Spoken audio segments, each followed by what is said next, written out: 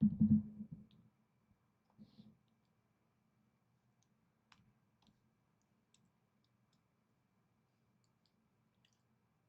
and welcome to Unacademy, a one-stop destination for the English medium civil services aspirants. Before we begin the discussion today, can you please let me know in the comments if I'm clearly audible and visible? Please type yes if the audio video is fine so we can get started with today's analysis of the Hindu newspaper. Okay, everything looks good. So welcome to the most comprehensive Hindu analysis on YouTube. Let's start the analysis today by looking at the articles that we are going to discuss. See, I have always told you that the Sunday newspaper is extremely important and you should never miss the Sunday newspaper. Just look at the number of topics that are present in today's newspaper. I have chosen 14 articles for a detailed and comprehensive analysis. The idea is to ensure that you don't have to go back and read the newspaper again. So let's cover all these topics one by one. But before that, I have two important announcements. Today afternoon at 12 p.m., I'll be covering the entire current affairs of the month of August from international relations through this one marathon session. So if you want to quickly revise all the IR current affairs topics for the month of August, please join this session without fail on our YouTube channel at 12 p.m. today. Then Unacademy is providing you a great opportunity to enroll for our online classroom program at just 19,999, and you stand to get up to 12 months of free extension as well. And if you avail a 2-year subscription and above, and for any reason if you fail to clear prelims, we will take full responsibility and provide a free attempt for you, a free preparation through the CSE Assure program. You will be eligible for the CSE Assure program if you avail for a 2-year subscription and above. And for any reason, if you fail to clear prelims, we will extend your course free of cost so you can continue your preparation and give the next attempt. So this special offer ends tonight. That's what we have been told by Unacademy. And to avail the offer, you have to enter the code IAS English. So those interested, click on the link in the description below. And if you want the PDF of this session, please join our official Telegram channel by scanning the QR code on your screen. After the session ends, we'll be sharing the PDF over here. So with this, let's get started and look at the first article. On page 14, the Hindu carries out a detailed assessment of the Gangotri glacier system. So this topic can be very relevant from the perspective of geography and environment and ecology. Let's understand why the Gangotri glacier system is important. Let's talk about the threats this glacial system is facing and what it means for India, especially in the downstream areas where the waters that flow down from the Gangotri glacier is very important in states like Uttar Pradesh, Bihar, West Bengal. Let's understand the downstream impact with regard to the environmental threats being faced by the Gangotri glacier system. Now, first, let's understand the role of Himalayan glaciers in general. Then we will talk about the Gangotri glacier system in particular, and I'll explain why this topic is in the news, and we will pick up some key points that are given in this article. And of course, we will be looking beyond the article as well. Now, look at the map here on your screen. This map is showing you some of the most important glaciers in the Himalayas. Right from the Hindu Kush mountain ranges towards the Pakistan-Afghanistan region, all the way till Arunachal Pradesh. The entire stretch of Himalayas is home to thousands of glaciers. And collectively, these glaciers are part of these glacial systems that feed the important river systems, including the Indus, the Ganga, and the Brahmaputra. So the Hindu Kush Himalayan glacier system is the primary feedstock for the major river systems such as the Indus, Ganga, and Brahmaputra, which are the lifeline of multiple countries. India, Pakistan, Nepal, Bangladesh, they're all dependent on it. Now, if you look at these glaciers, the Gangotri glacier located over here on the borders of Uttarakhand, Nepal, and Tibet. It happens to be one of the most important glacial systems in the world. In the map, you can even see glaciers such as Baltoro and Siachen, which are at the forefront of a dispute between India and Pakistan. You can even see the Zemu Glacier in the Kanchenjunga Biosphere Reserve, located at Mount Kanchenjunga in Sikkim on the borders with Nepal and Tibet. So, amongst all these glaciers, the Gangotri glacial system is one of the most important glacial systems. Because this glacial system, located in the upper central Himalayan region, supplies the water for Bhagirathi and the Gangetic system down the stream. So, be it agriculture, industrial activities, urban settlements present in UP and in other states, they are all heavily dependent on the waters that flows down from the Gangotri glacial system into the Bhagirathi and eventually the Ganga and its tributaries. The Gangotri glacial system is made up of different glaciers. There are smaller glaciers such as the Meru Glacier, Raktavaran, and Chaturangi. These are three smaller glaciers which are part of the Gangotri glacial system, GGS, which is the focus of this article. But the biggest glacier within this glacial system is the Gangotri glacier itself, the main glacier, which is the largest at 140 square kilometers. So collectively, all these glaciers form the Gangotri glacial system that feeds the Bhagirathi river and the Ganga. Now, obviously, the glaciers present in Himalayas are impacted by global warming and climate change. Rising temperatures will obviously accelerate the melting of these glaciers and the melting of snow as well. So, we need to understand the dynamics that interconnect climate change and the melting of these glaciers, how it is connected with extreme weather events and disasters which are occurring in this region.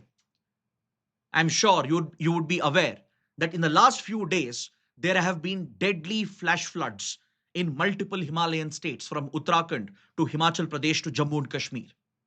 Hundreds of lives have been lost, and the authorities, the IMD, and the National Disaster Management Authority are essentially pointing towards cloud burst incidents, which are resulting in excessive sudden rainfall in a short span of time in a small region, which is apparently resulting in these landslides and flash floods and causing these disasters. But however, this topic today, this article that we have today, which is based on a scientific study that was conducted, it provides a slightly different understanding of what's happening with regard to the hydrology of the Himalayan rivers, particularly related to the Gangotri glacial system.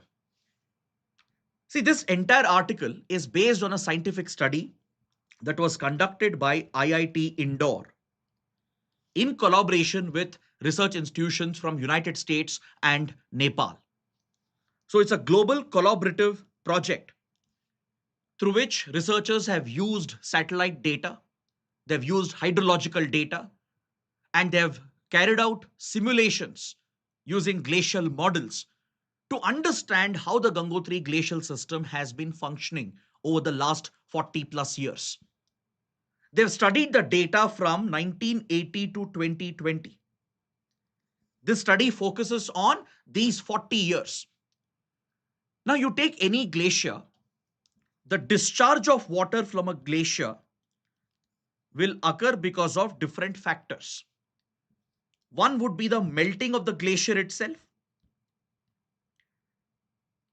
correct? Especially during summer months, all the ice which has been accumulated in the glacier shelf will obviously melt, resulting in some runoff, which becomes the discharge into the drainage basin. Then you also have the snow, which is received in these areas, which accumulates during the winter months. And eventually, the snow will also start to melt, contributing to the discharge of water in the drainage basin. Now, apart from melting of glacier and melting of snow, we also have rainfall that contributes to surface runoff. See, precipitation that occurs in regions such as Himalayas will be of two types. There would be snow precipitation, which eventually melts, resulting in discharge of water. Then there would be rain. Primarily in the Himalayas, rainfall is received during two seasons. During western disturbances, which is quite common during the winter months, particularly from October to December period, and also during the monsoon months from June, July till September, October. So during these two seasons, the Himalayan belt receives substantial precipitation, rainfall, which contributes to surface runoff. Now, apart from these sources of discharge, there will also be something known as base flow in a river basin. Meaning, even without any discharge from glaciers or melting of snow or rainfall, there will be some minimal water flow present in a drainage basin, which is considered as the base flow of that river. Now, this study has established that over the last few decades, climate change has indeed been playing a role in altering the discharge of water into the Bhagirathi and the Ganga river basin. What is really interesting and curious is that the precipitation of snow has declined and the contribution of snow has reduced quite substantially.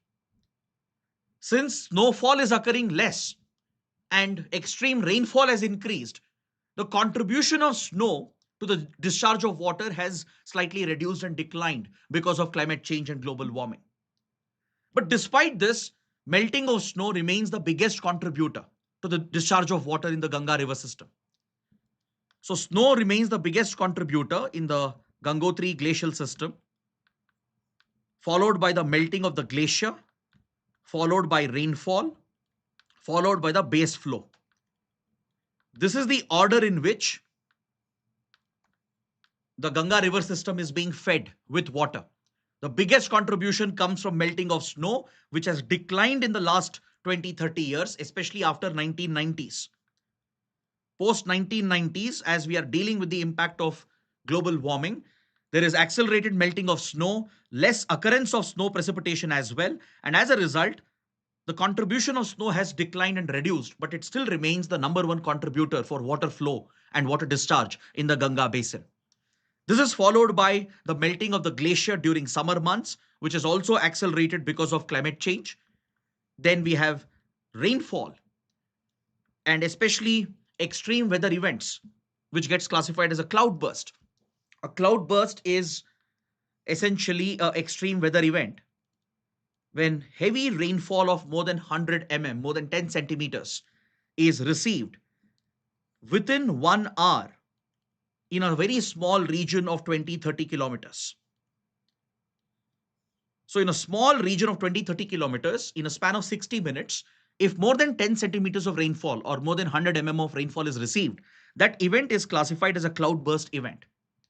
And this contributes to significant surface runoff, resulting in deadly landslides, as this can weaken the slope, and it also results in flash floods down the stream in the valley region. Now, the recent disasters which have occurred in Uttarakhand, in Jammu and Kashmir, in Himachal Pradesh, they've all been attributed to these cloudburst events.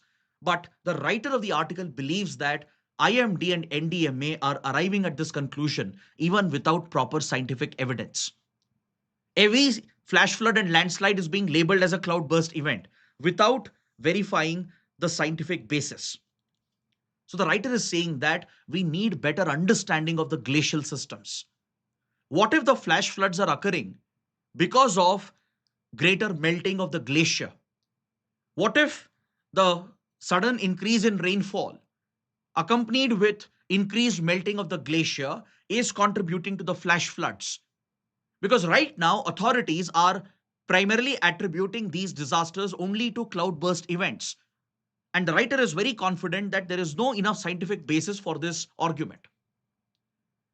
So if we have to deal with the future impact of such disasters, the impact of global warming and climate change, if we have to thoroughly understand how global warming will impact the hydrological flow in the Ganga river system and the availability of water, We need more scientific studies. We need more simulations to be done, more modeling experiments to be carried out to understand the hydrology of the glacial system. So that is the point that the article is trying to bring out. So based on this, take up a mains practice question, and we will discuss the answer writing approach as well for this question. How is climate change altering the water cycle in the Gangotri glacier system, which feeds the Bhagirathi river? What are its implications for the river systems that are dependent on it? Evaluate. So, how do you approach this particular question? So, start your answer with an introduction about the Gangotri glacial system and the role of glaciers in the Himalayas.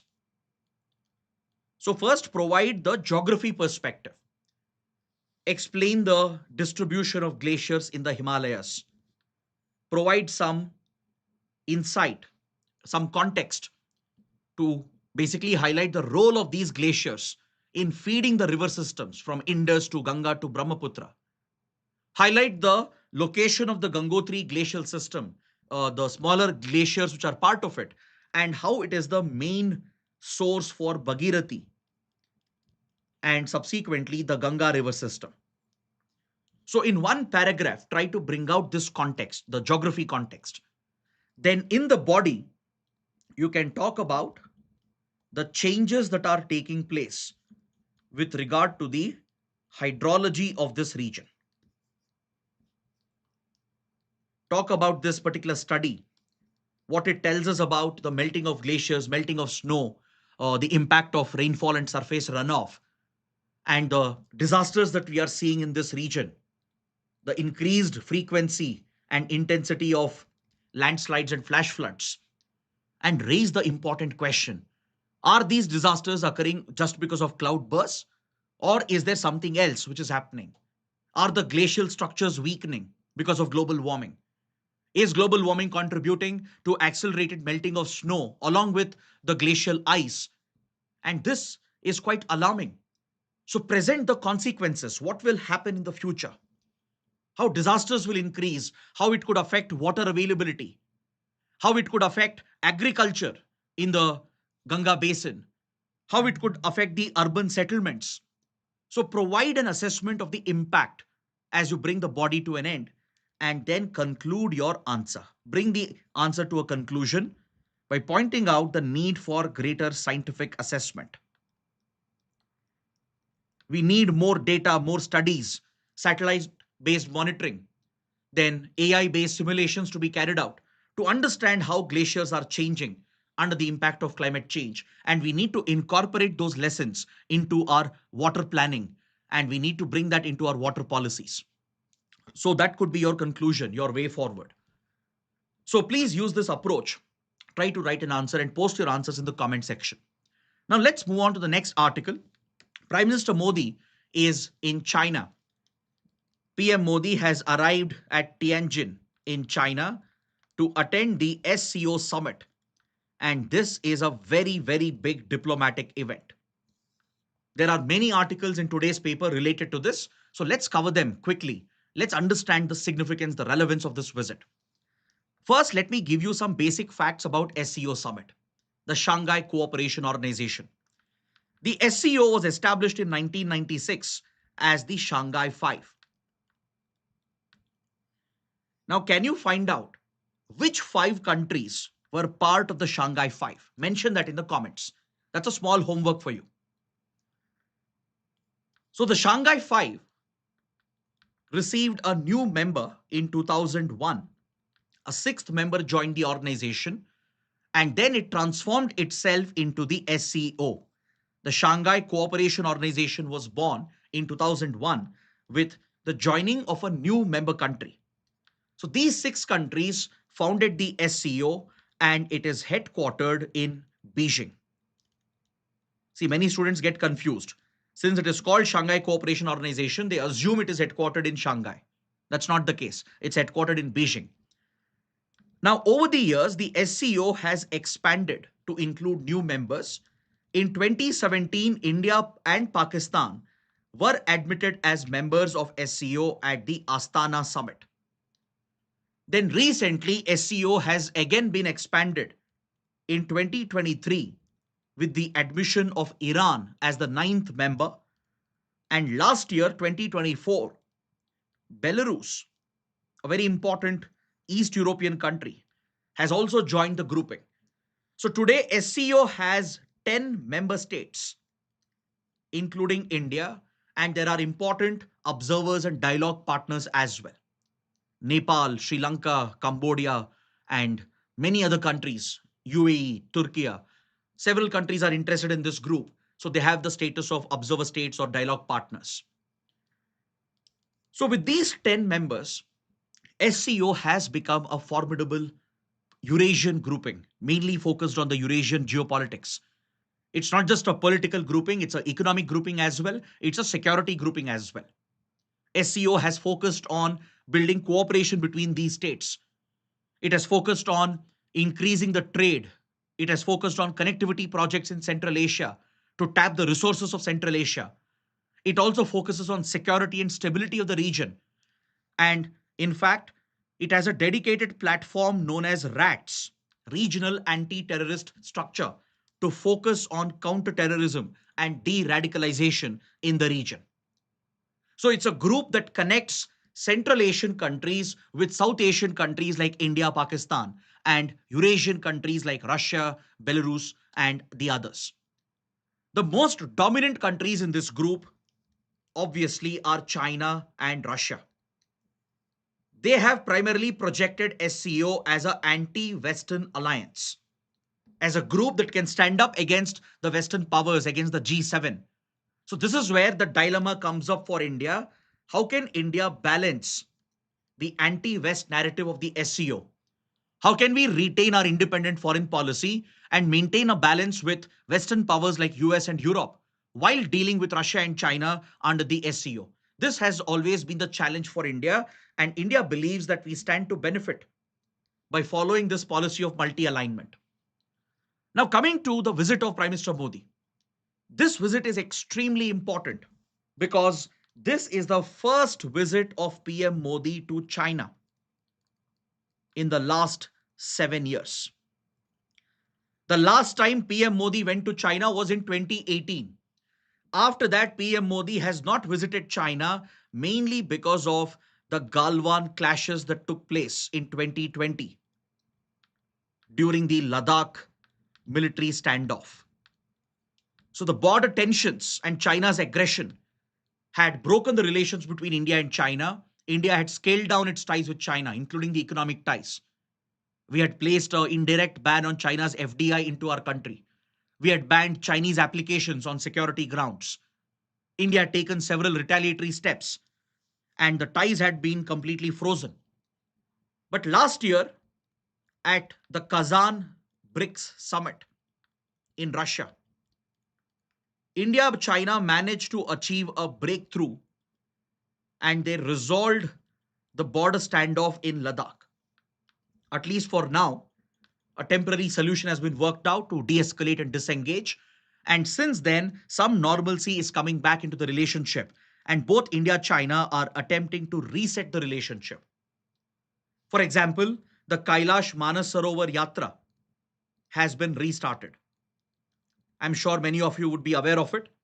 After many, many years, Kailash Manas Sarovar Yatra has been resumed as part of the reset to improve cultural ties and people-to-people relations. India and China are looking to step up the trade relationship. India is looking to bring back Chinese investments, which is very much needed for several sectors in the Indian economy, particularly for our infrastructure sector. Then the visas have been simplified for students and businessmen, and direct flights are being resumed between India and China after a long gap. So what we are seeing is a reset in the relationship, a normalization, and that explains why the visit of PM Modi is so crucial. PM Modi would also be holding bilateral summits with the leaders who are present at SCO. So PM Modi will be meeting with Xi Jinping. This would be the first time in last 7 years that Modi, Xi Jinping would be meeting in either India or China. See, last year they met in Kazan, which is in Russia. But be it in India or China, the two leaders have not met since the Mamlapuram summit that took place in 2018. So after 7 years, in China, the two leaders are going to meet, and this could pave the way for stepping up the relations between India and China. It comes at a very crucial time when the US has been targeting both India and China with its ridiculous tariffs. Trump's policies, his erratic decision making, has essentially impacted India's exports to the US.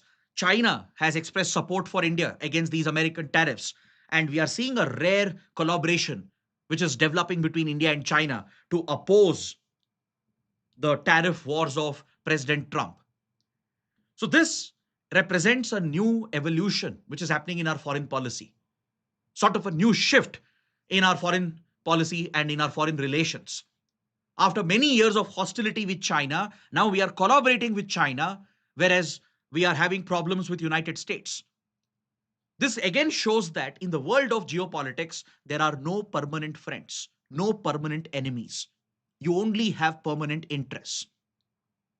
So it's a very important lesson that we can draw from what's happening at Tianjin. Then another development here is that at the SEO summit, there will be a lot of awkward moments, especially for India, for Prime Minister Modi. There will be several awkward moments because PM Modi will have to navigate with various leaders and countries which are quite hostile and antagonistic to India. So PM Modi might be forced to greet and at least have a conversation with the Prime Minister of Pakistan, Shehbaz Sharif, who would be present for the SEO summit. See, India is going to use the SEO platform to bring up the Pahalgam attack and talk about Operation Sindoor. India would definitely use this platform to expose Pakistan for being a state sponsorer of terrorism. This is for sure. I told you, right? Under SEO, there is a platform for counterterrorism known as RATS, Regional Anti-Terrorist Structure.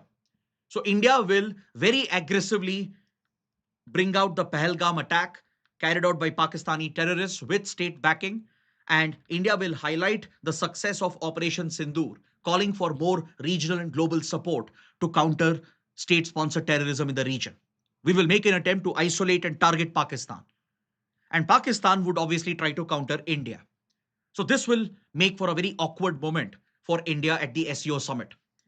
Then we will also have Russian President Putin, who will be meeting Prime Minister Modi for the first time since US tariffs were targeted at India. The 50% tariffs that Trump has levied, it consists of a 25% penalty tariff on India for buying Russian oil. The US has publicly stated that they are targeting India to pressurize Putin to end the war in Ukraine. Though it has no logic because Russia has other buyers of its oil and gas, and the American policy is purely hypocritical because China, European Union are bigger buyers of Russian energy than India. But India has been singled out somehow, and this is the rationale being given by the Trump administration officials. So given the tensions which have developed between India and US, the India-Russia relationship will acquire a lot of significance because India has made it clear that we will not bend under American pressure.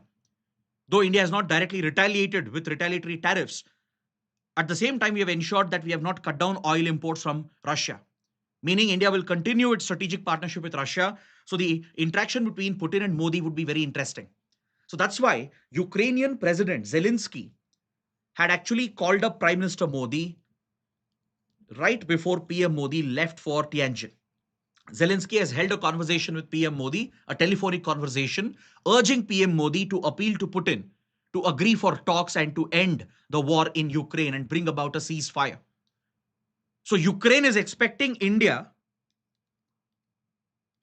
to talk to Putin about a possible negotiation and a peace process to bring about a ceasefire. So this is another awkward situation for India, balancing our policy between Ukraine and Russia. Then there will be other awkward moments as well, especially with Turkey. Turkey would be participating as well as an observer. The leader of Turkey, Recep Erdogan, who has been openly hostile to India, supported Pakistan, especially during Operation Sindoor. Turkey supplied military equipment to Pakistan. And Turkey has been backing Pakistan to target India on our internal matters as well, including our internal issues like Kashmir. Turkey has been supporting Pakistan at United Nations, at Organization of Islamic Cooperation, to vote against India on the Kashmir issue, to internationalize the Kashmir issue.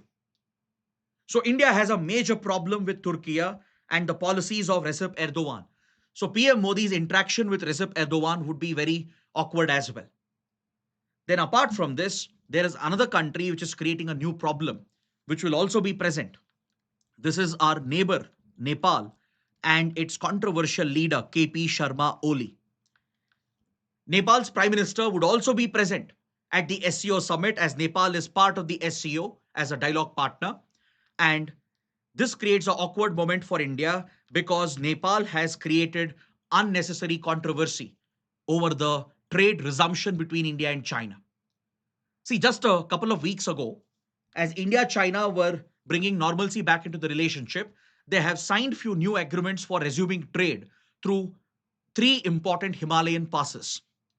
One of them is the Lipu Lekh Pass, which has historically served as a trade route between India and China. Then same with Nathula Pass in Sikkim. It has always been a trade route between India and Tibet, that is India and China. So these trade routes are being reopened. They were shut during COVID-19. They remained shut during the Ladakh military standoff. So after many years, these Himalayan trade routes are being reopened by India and China. And Nepal has a problem with the usage of Lipu Lekh Pass. See, Lipu Lekh is a strategic Himalayan pass located over here at the tri-junction of India, Nepal, and China. At the point where these three countries meet, that is where the strategic Lipu Lekh Pass is located. Now, Nepal has been claiming Lipu Lekh Pass and the region around it, the Kala Pani region, as part of its territory. This represents the border dispute that exists between India and Nepal, which goes back to the Treaty of Sugauli of 1860.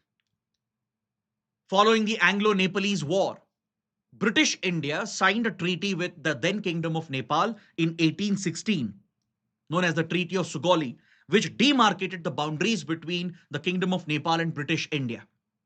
So post-independence, we inherited these British-era boundaries. Under the Treaty of Sugauli, the Kali River, also known as the Mahakali River, has been identified as a geographical marker to delineate the borders between India and Nepal. But in the Treaty of Sugauli, there is no specific exact mention as to which stream, which tributary of the Kali is used as a reference. So Nepal has a different interpretation, India has a different interpretation. According to Nepal, the easternmost tributary should be considered, which means the whole Kala Pani, and of late it has been even claiming up to Limpiadura region. It's claiming this entire territory to be part of Nepal's sovereignty. Whereas this region since 1947 has been with India. It is administered by India as part of Pithoradgarh district in Uttarakhand. India's interpretation is that the other extreme tributary of Kali should be considered as the boundary, which essentially makes Kalapani Limpiadura fall under Indian control. So this had been a minor border dispute for many decades. It had never been escalated into a major issue. But starting from 2016, when KP Oli became the Prime Minister for the first time, since then, KP Oli has been bringing up these border issues, aggravating this as well, especially in 2019-2020. Nepal even carried out a constitutional amendment and published new maps showing the Kalapani region as Nepal's territory. KP Oli made very aggressive statements against India as well. And now we are seeing a return of such anti-India policies by KP Oli. KP Oli has been seen as a pro-China leader, and his anti-India policies has always caused trouble for India-Nepal relations. So now he is opposing the reopening of trade through Lipu Lekh Pass, and he has reiterated Nepal's claims over Lipu Lekh.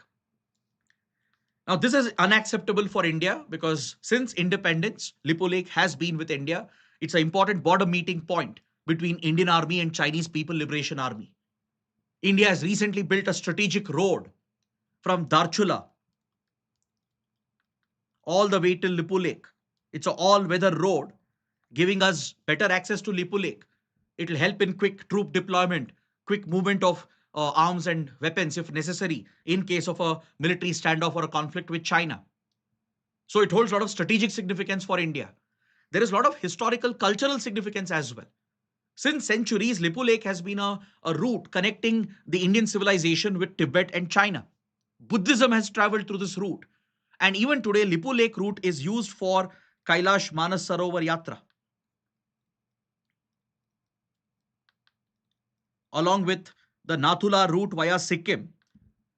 Lipu Lake route through Uttarakhand is also used by India and China to organize the Kailash Manas Sarovar Yatra, which has been resumed. So this position of Nepal creates trouble for India. That's why the meeting of PM Modi with KP Oli, when they run into each other at SCO summit, would again be very awkward. So these are some important developments that are occurring, very fast-paced developments that you should keep tracking. So we will cover all these developments in the next coming sessions as well. Maybe I'll make a separate video and a lot of shorts on what's happening in Tianjin, the key outcomes. So we will discuss much more about this once we have clarity on what's happening in Tianjin. Today and tomorrow, we'll get some clarity. The SEO summit is scheduled for tomorrow, but today, PM Modi will be meeting with Xi Jinping and other leaders of SEO. So we will track this story. It's a developing story. Over the next few days, we will keep on covering this topic. Don't worry. Now take up this mains practice question based on what we have discussed. It's a very analytical question that I've given. So use the answer writing approach that I gave you for the first question and use the discussion we had over the last 15-20 minutes to build a good answer for this question. Now moving on, we will quickly talk about PM Modi's visit to Japan. So before arriving in Tianjin in China, PM Modi traveled to Japan on a very, very high profile and important visit. This represents the balancing act of India. While on one side we are courting China, trying to get closer to China, parallelly we are rebuilding and strengthening our strategic partnership with Japan. Because don't forget, India, Japan are natural partners as they have a common concern about China's aggression and expansionism in the Indo-Pacific. Both India, Japan believe that Indo-Pacific should be free and open. India, Japan believe that rules-based order should be followed and enforced in the Indo-Pacific, which is a clear message aimed at China. So during this visit, important agreements have been signed. PM Modi traveled in the Shinkansen train, the popular bullet train of Japan, to reach the city of Sendai, where the Sendai framework was worked out in the field of disaster risk reduction. So he was accompanied by the Japanese Prime Minister, and this is a symbolic representation of how Japan is helping India in its high-speed rail project. India is building its first ever bullet train project connecting Mumbai with Ahmedabad. It is Japan which is funding this mega infrastructure program under the ODA concessional loans, the overseas official development assistance that Japan provides. Japan provides billions of dollars of concessional loans with very low interest rates and flexible repayment periods. And India has been one of the biggest beneficiaries of Japanese ODA loans. So be it our metro projects in Delhi and Bengaluru, or be it the dedicated freight corridor project, or be it the Delhi-Mumbai industrial corridor, or the Mumbai-Ahmedabad high-speed rail link, and many more projects coming up. Even some developmental projects in Northeast India, they're all funded through Japanese loans under the ODA program. Japan is also sharing technology. The Shinkansen technology is being shared by Japan. So PM Modi traveling in the Shinkansen train, the bullet train, is a symbolic representation of this collaboration. Apart from this, India, Japan have stepped up their defense and maritime security engagement. They're looking to scale the military exercises they have between them. They're looking to collaborate in joint defense production to jointly produce weapons and procure them as well. Then there is focus on semiconductors and AI.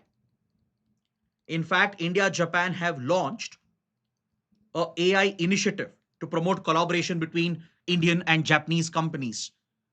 Then Japan is a leading semiconductor producer in the world. It's part of the Chip 4 Alliance or the Fab 4 Alliance with South Korea, Taiwan, and United States. These are the four top leading producers of semiconductor chips.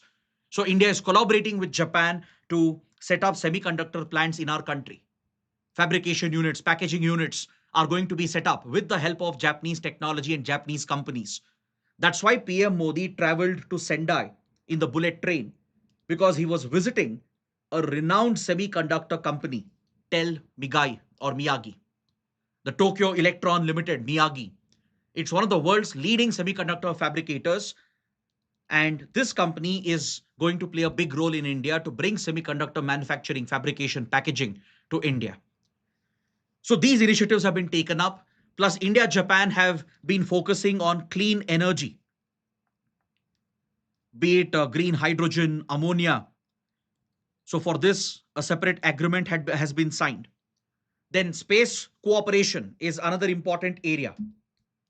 In the space domain, ISRO and JAXA, the two space agencies, have signed an agreement for collaboration for the upcoming Chandrayaan 5 mission to the moon, where both countries will be exploring the south pole of the lunar surface. They have signed an agreement for sustainable fuel. A sustainable fuel initiative has also been launched. This along with promotion of trade, promotion of cultural ties. So this represents the outcomes of PM Modi's visit to Japan. I hope this is clear. Now let's move to the next topic. So now we will be looking at some articles in the paper which are relevant mainly for the mains exam, sometimes relevant for prelims as well. But we'll go through them quickly. These are more of updates that I want to give you. We have completed the detailed discussion, but now we'll quickly go through the other smaller articles and then take up the prelim section. On the front page, there's an article related to US tariffs. A US court has essentially declared Trump's tariffs as illegal. Imagine the American judiciary is essentially cracking down on Trump's erratic tariff policies. See, to levy these tariffs against other countries like India, Trump administration has relied upon an emergency law under which the Congress, the US Congress, can delegate authority to the US president to act in America's interests. Trump has been using this particular emergency provision, assuming that authority as the president and using that to levy these tariffs and justifying the protectionist policies of the Trump administration. But in the month of May, a court in New York had declared these tariffs as illegal because this is being done outside of the law. This emergency law does not provide for such blatant imposition of tariffs. It doesn't provide for complete transfer of this authority from the Congress to the president. It's an exceptional power given to the president where for a limited time, the Congress delegates the authority to the president to protect America's economic interests, where the president can decide the tariffs unilaterally without even consulting the Congress. But the court in New York in May had struck down these tariffs as illegal, as it is outside the law, as it represents a case of misuse of these legal provisions. That authority lies with the Congress, not with the office of the president. So this case had reached an appeal stage. The Court of Appeals has now declared this as illegal as well. So does this mean the tariffs will stop? No, the answer is no. Because the Trump administration will appeal against this order as well. They are taking this matter to the Supreme Court now. So two different levels within the American judiciary have declared these American protectionist tariffs as illegal, as outside the law, as it has been brought out by misusing the provisions given to the president. So now this issue will be challenged at the Supreme Court. The order is being challenged by the US government. So until then, the tariffs will continue, it will remain in effect. So this is one update that you should be aware of. Next, there is a very important regional connectivity initiative, which is mentioned in today's paper, which is relevant for your mains, even important for your prelims. The central government has asked Kerala state government to provide a DPR, a detailed project report, on the upcoming seaplane project in the state of Kerala. See, I'm sure you're aware of the Udan scheme, Ude Desh Ka Aam Nagrik. This has been a flagship initiative of the Modi government to improve air connectivity. So, under Udan, a regional connectivity scheme has been promoted. Right now, the government is implementing the 5.5 version of Udan scheme to improve regional connectivity by promoting small airfields and helipads, using even seaplane services, so that lakes and waterbeds and dams and reservoirs can be used to set up airplane connectivity through seaplanes and link them with domestic and international airports nearby. So Kerala is one state where there is a lot of potential for seaplanes to improve regional connectivity. The government of Kerala has identified 5 such water sites: the Idukki Dam, Malapuza Dam, Banasura Sagar Dam in Wayanad, Matupeti Chenukulam Dam, and Bekal on the coastline in the Malabar region on the borders with Karnataka. These 5 locations where large water bodies, wetlands, or dams and reservoirs are present, they have been identified for launching seaplane services which can be connected with the Kochi International Airport.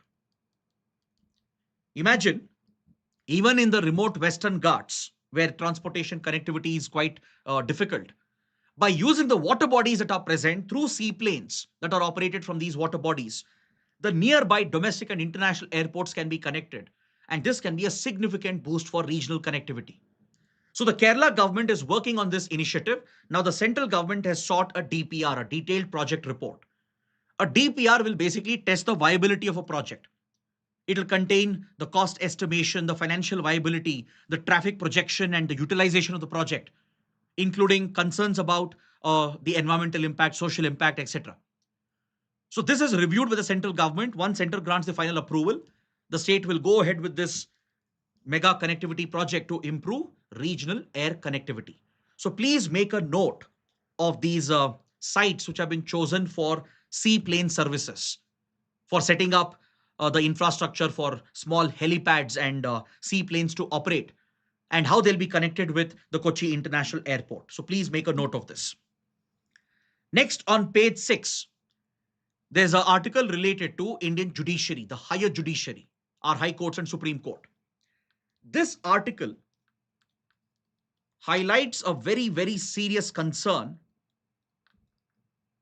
about the lack of women judges in our higher judiciary. This trend is quite alarming. It highlights a very important social issue, the underrepresentation of women in key offices and key positions. Now, if you look at India's higher judiciary, the sanctioned strength of judges is 1,100. If I take only the high courts into account, if I take all the high courts in the country, the sanctioned judge strength is 1,100. Right now, around 773 positions have been filled. Okay? Remaining are still vacant. Now, can you believe that out of the judges who are appointed to the high courts, 670 of them are male? Just 103 judges are female. Basically, we have 6 times more judges who are men compared to women judges in our high courts. Look at the gender disparity that is present here. In fact, there are few high courts where not even a single woman judge is present. You take Uttarakhand, you take Tripura, even Meghalaya and Manipur. Please make a note of this. You can use this argument. In these 4 high courts, there is not even one woman judge. Now, this issue has come up into national debate because the Supreme Court Bar Association has flagged the concern. See, recently, 2 new judges were appointed to the Supreme Court. I'm sure you would have read about this. Justice Alok Arade and Justice Vipul M. Pancholi. The Supreme Court Collegium had recommended their names, It was approved by the government and president has appointed these new judges. Both are male judges. Now, Justice Pancholi, Vipul M. Pancholi, will eventually become the Chief Justice of India in 2031 for around 1.5 years. Now, his appointment to the Supreme Court has created a big controversy because the Supreme Court Collegium recommended Pancholi's name ahead of other senior judges who were present. In fact, if you look at the seniority list, Justice Pancholi was ranked 57th in the seniority list. He has superseded 56 judges. And there were many women judges in the seniority list who have been overlooked. Do you know that right now in the Supreme Court, there's only one women judge, Justice B.V. Nagaratna, who's also slated to become the Chief Justice of India in some years. Except for Justice B.V. Nagaratna, there is not a single women judge in the Supreme Court currently. So on the seniority list, there were other women judges who were eligible, but the collegium has overlooked them and Justice Pancholi has superseded all of them to be appointed as a judge of the Supreme Court. So this undermining of women judges, the lack of representation, is a serious concern. And that is being highlighted with the Supreme Court Bar Association. They've adopted a resolution calling upon the collegium in the Supreme Court and the higher judiciary to fix this problem, this gender gap, urgently, as soon as possible. Next, another interesting development. WHO and Government of India are collaborating to standardize yoga. Trust me, this was very, very much needed. The World Health Organization will be collaborating with the Morarji Desai National Institute of Yoga, which is an autonomous organization funded by the Government of India under the Ministry of Ayush. So India's National Institute of Yoga, the Morarji Desai Institute, will be collaborating with WHO to develop the global standards, create guidelines for yoga training, for the practice, for the teaching of yoga. It will basically bring out a uniform standard which will help in giving a bigger global push for yoga. See, yoga already has a big global appeal from 1960s at least.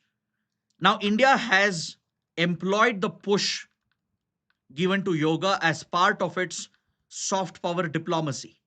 The Modi government got the International Day of Yoga designated through the United Nations. The Indian government and Indian missions abroad every year on the International Day of Yoga, they actively promote yoga as a healthy lifestyle, not just as some form of workout, but they promote this as a healthy, holistic lifestyle that brings a fusion of the mind and the body and the soul, right? But there are certain strands and versions of yoga which is quite controversial, which is not even seen as the original form of yoga, especially in the West, in United States, particularly in cities like Los Angeles. You have unbelievable variants of yoga which has come up, goat yoga, bear yoga, whatnot. So this has nothing to do with the original yoga system that originated from the Indian subcontinent, from the Indian civilization. Yes, within the yoga school of thought, there are different strands, different variations. You have Hatha yoga, you have Iyengar yoga, there are different forms and variations. Now, these genuine forms have to be researched. Those methods have to be brought out into greater awareness. They have to be incorporated into the teaching, into the training and the practice which is provided. For that, you need a standard set of guidelines. A standardization is necessary. So that's what the government will be trying to do. In collaboration with WHO, a global standard will be created as to what are genuine methods of yoga. This will help counter these ridiculous forms of yoga which are being largely promoted, which is a result of Western consumerism. Right? So that's why I said it's a very interesting development. The Indian government is collaborating with the World Health Organization to standardize yoga practice. Now, coming to another important article, every Sunday we have science and tech related articles. The Hindu has a special page for science and tech topics. So there's a very interesting topic here. A recent study conducted by IISER, it has confirmed that plastic eating microbes though they are beneficial to tackle plastic pollution, though it is seen as a natural remedy, a bioremediation technique to tackle plastic pollution, researchers have found out that these plastic eating microbes could also contribute to antimicrobial resistance and metal resistance, which can create a new health and environmental challenge. Let me explain this quickly. See, we have certain types of microbes, for example, plastic eating bacteria. You might have heard of petase. Petase is a type of plastic eating bacteria. Petase is a type of plastic eating bacteria which can break down PET. PET stands for polyethylene terephthalate. This is the primary polymer which is used to make all your plastic bags, plastic bottles, etc. As you know, plastic does not degrade quickly in the environment, right? It will break down into small pieces, eventually turning into microplastics, which is a nanometer in size. They essentially start accumulating in the food chain. Bioaccumulation of microplastic has become a serious environmental and health concern. It can destroy entire food chains. It can enter the human body as well.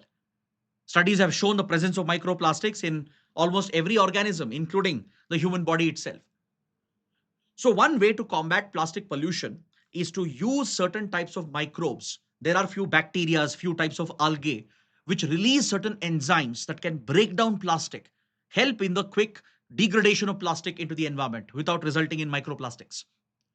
So this has been seen as a breakthrough for pollution control. So governments, researchers, and all stakeholders involved in tackling plastic pollution, they are looking at using microbe, which essentially breaks down plastic as a solution, as a panacea. In fact, countries have tried releasing such microbes in large numbers to break down plastic and treat plastic pollution. But however, a new study has shown that this could create a new challenge, a new problem.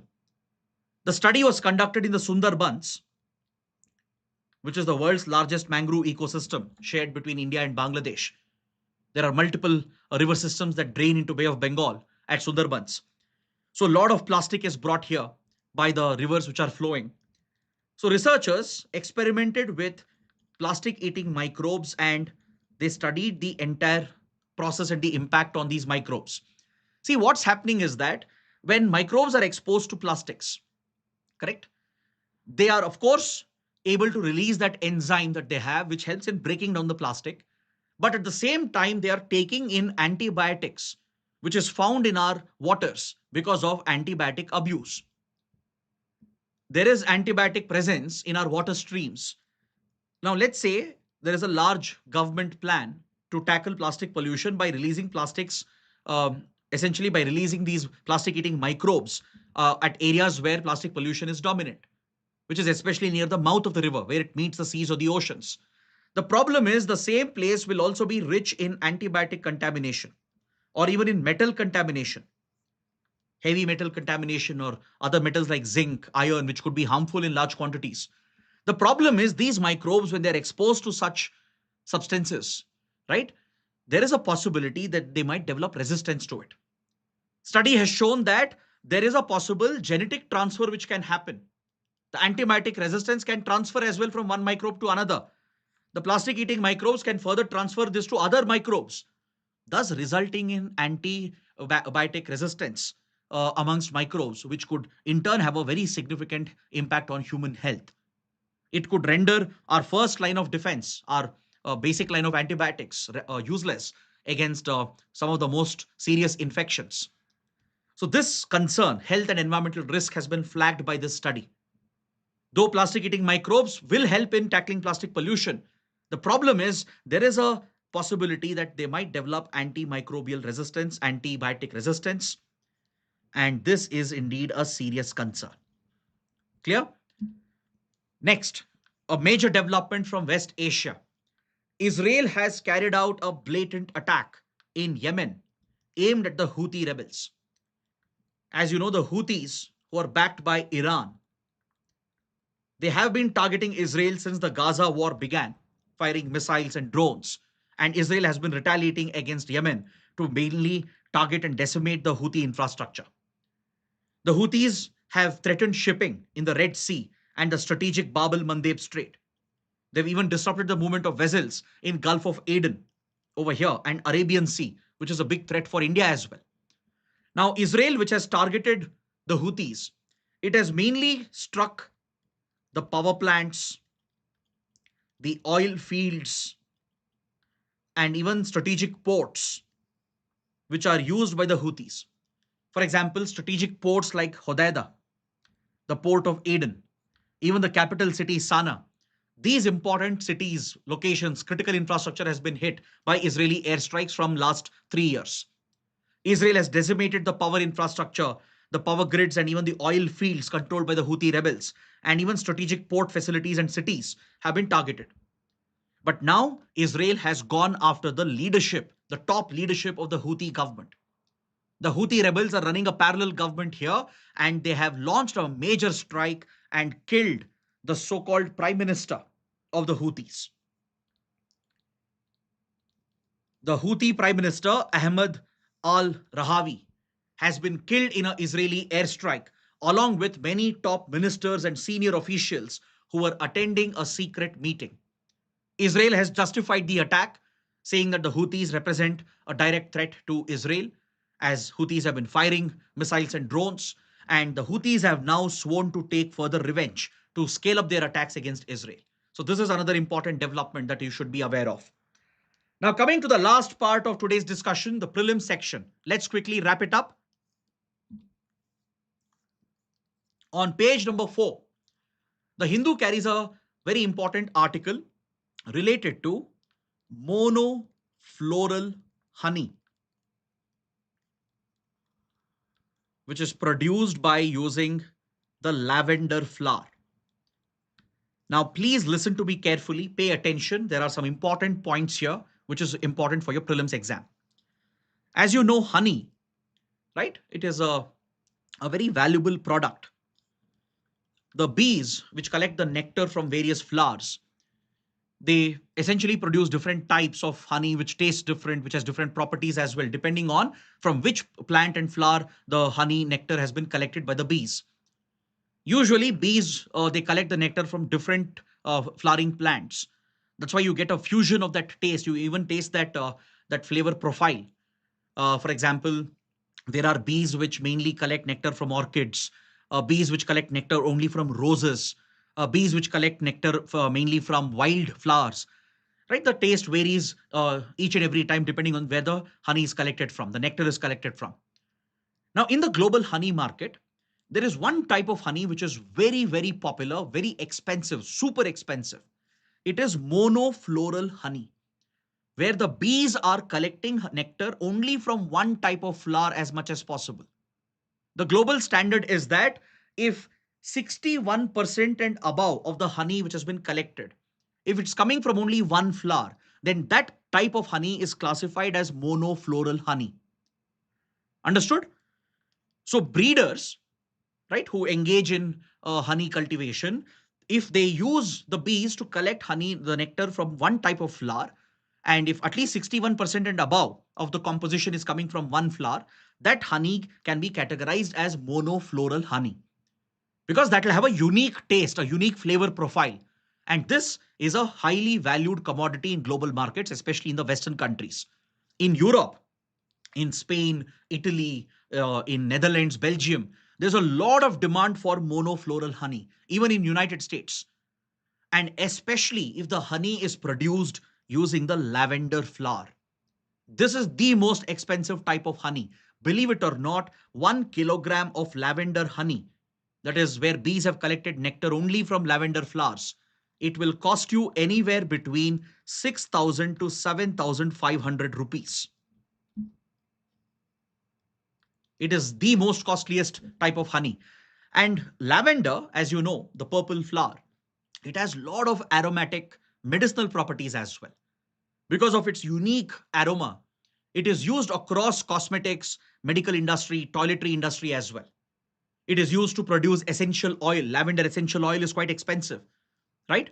Then it is used in certain medicines. It is used as a fragrance widely across the medical cosmetic industry. So there's a lot of commercial value attached to lavender farming. However, lavenders are not native to India. All right. Lavenders were introduced in India in Jammu and Kashmir, particularly in the Pulwama region by the Vice Chancellor of Jamia Hamdard back in 1970s. And today, CSIR, the Council for Scientific and Industrial Research, and one of its research institutions, the IIIM, the Indian Institute of Integrative Medicine, they are collaborating to encourage farmers in J&K to cultivate lavender, mainly to promote mono-floral lavender honey farming. This can be hugely beneficial for the farmers in J&K because the weather, the climatic conditions, the soil type in J&K, particularly near Pulwama, is perfectly suited for the growth of lavender. Is that clear? So this revolution, which India is trying to bring about, is also referred to as the aroma revolution. It's also known as the purple revolution. Under the aroma mission, the government is encouraging farmers in J&K to cultivate 3,000 hectares of lavender and use that for cultivating honey. And this honey will fetch at least 6 to 7,000 rupees in the global market. In fact, the CSIR is even trying for a GI tag, for a geographical indication for the lavender honey produced in J&K, which will further help in standardization, maintaining the quality, and dealing with the fake products which will enter the market. So this is one important topic. Next, another important government initiative. The Tribal Affairs Ministry is launching an app known as Aadi Vaani. The Tribal Affairs Ministry is launching the Aadi Vaani app. So what is its objective and purpose? This is essentially a AI translator app. It can translate tribal languages into Hindi and English. Now, if you guys have attended my last Hindu analysis session, I think 3 days ago, I spoke to you about one initiative known as Adi Karma Yogi initiative. I hope all of you remember this. Under the Adi Karma Yogi initiative, Tribal Affairs Ministry is essentially looking to enhance the capacity of tribal communities. It's essentially a training program under which government officials working in tribal areas will be provided better awareness. They'll be made to interact more with tribal communities, engage with them to understand their problems and challenges. So under the Adi Karma Yogi initiative, obviously government officials will face a problem when they are interacting with tribal communities because they don't speak or understand the tribal language. So to facilitate smooth communication between government authorities and the tribal community members, the Tribal Affairs Ministry has developed a AI app, a generative AI app using a large language model, which can convert few select tribal languages into Hindi, English, and vice versa. Right now, this platform, this application is in beta version. It will be rolled out finally after all the testing is done. Right now, it will be able to cater to certain languages such as the Bili language, which is one of the most widely spoken tribal language in the country. According to 2011 census, Bili or Bilodi is spoken by more than 1 crore speakers by the Bil community found in Rajasthan, Madhya Pradesh, parts of Maharashtra, Gujarat as well. It will also cater to the Santali language spoken by more than 7 million tribal community members, particularly in eastern, northeastern India, in Jharkhand, West Bengal, Odisha, Bihar, and Assam. It will also be able to deal with Gondi, spoken by nearly 3 million speakers in Chhattisgarh, Madhya Pradesh, Andhra Pradesh, Maharashtra belt by the Gond tribe. It will also deal with Mundari, which is spoken by the Munda tribe. The Munda tribe, primarily in Jharkhand and Odisha. It can also handle the Kui language, spoken by the Kui tribe, the Kui community in Odisha, and also the Garo language, spoken by the Garo Hill tribe in Meghalaya, which is spoken in Meghalaya and Assam by nearly 1 million speakers. So these tribal languages, they will be handled by this AI application translating them smoothly into Hindi, English, and vice versa. So this database and the AI training of this algorithm, of this large language model, has been developed by IIT Delhi in collaboration with BITS Pilani and other IITs, including the one in the triple ITs, essentially, the one in Hyderabad and Raipur. These institutions have collaborated with Tribal Affairs Ministry to develop this app. And as the model is trained, as it is used under the Adi Karma Yogi program, it will get better and better, because LLMs and generative AI performs better when it is more exposed to real world data.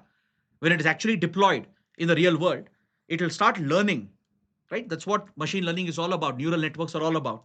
It will start developing better context, and it will be more efficient in the coming months and coming years. So please make a note of this e-governance initiative. Now, coming to the last topic for today, Australia has signed an agreement with a South Pacific island nation, Nauru, to push out the illegal migrants, the immigrants and criminal convicts to this small island country. Nauru is a very small Pacific nation in the South Pacific, located over here. The South Pacific itself has become geopolitically very, very important. There is a competition here between Western powers led by Australia, New Zealand, United States, which has a military base here, Japan. All these American allies, they are in competition with China. So Australia, which is one of the most influential countries here, has signed an agreement with Nauru. By the way, it's a largely abandoned island country. It's one of the countries which is very vulnerable for submergence because of rising sea levels. Most of the population is moving out of here as well. So Australia is now trying to push some of the illegal migrants and criminal convicts to this island to deal with the illegal migration problem.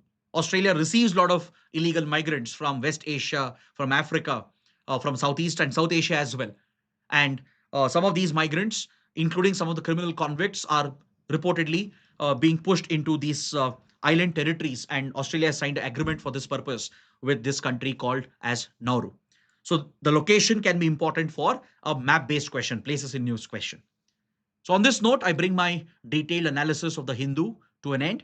I hope you guys have liked and enjoyed the session. So if you like the session, do press the like button, share your comments, and don't forget to subscribe to our channel. The monthly current affairs session, which I was talking about, we will start that at 12:30 p.m. So please make a note, at 12:30 today, in another 1 hour, I'll be providing you a complete monthly revision of all the IR current affairs. All the IR developments of this month. We'll discuss that from 12:30 onwards. So do join me live if you want to revise these topics. So until then, take care. Have a good day.